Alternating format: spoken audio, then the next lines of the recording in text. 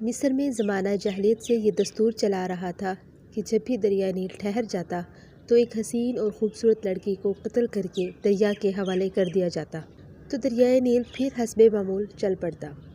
حضرت عمر رضی اللہ تعالیٰ عنہ کے دور خلافت میں جب مصر فتح ہوا اور حضرت عمرو بن عاص وہاں کے گورنر مقرر ہوئے تو اس وقت بھی حسب معمول دریائے نیل کی روانی ختم ہو گئی اور وہ ٹھہر گیا۔ اس موقع پر حضرت عمرو بن عاص ہی سے لوگوں نے اس دستور کا ذکر کر کے اس کے مطابق عمل کی اجازت چاہی۔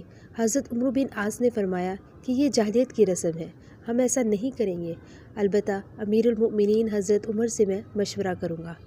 چنانچہ حضرت عمرو نے امیر المؤمنین کو خط لکھا اور اس واقعے کی پوری تفصیل بیان کر کے مشورہ چاہا۔ امیر المؤمنین حضرت عمر نے اس کے جواب میں دریائے نیل کے نام ایک چٹھی روانہ فرمائی اور حضرت عمرو کو یہ خط لکھا کہ یہ دریائے نیل میں ڈال دیں۔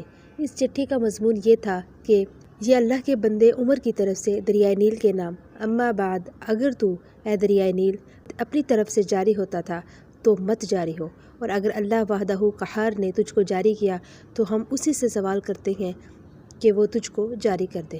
حضرت عمرو بن عاص نے یہ چٹھی دریائے نیل میں ڈال دی۔ ڈالنا ہی تھا کہ دریائے نیل خوب تیزی کے ساتھ رواں ہو گیا۔ سبحان اللہ۔